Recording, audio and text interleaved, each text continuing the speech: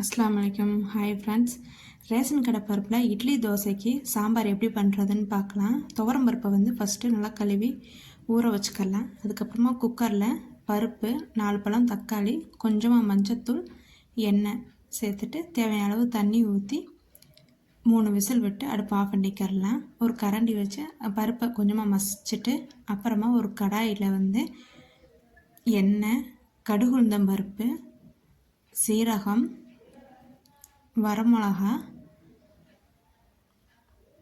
கருவேப்பிலை, பெருங்காயத்தூள் சேர்த்துட்டு வெங்காயம் பொன்னிறமாக வந்ததுமே நம்ம பருப்பு வேக வச்சதை இந்த தாளிப்பில் சேர்த்துக்கலாம். சேர்த்துட்டு தேவையான அளவு உப்பு சேர்த்துட்டு மல்லித்தலை சேர்த்துட்டு ஒரு கொதி வரமே அடுப்பை ஆஃப் பண்ணிடலாம். அவ்வளோதான், சூப்பரான ஒரு இட்லி தோசைக்கு சாம்பார் ரெடி ஆயிடுச்சு.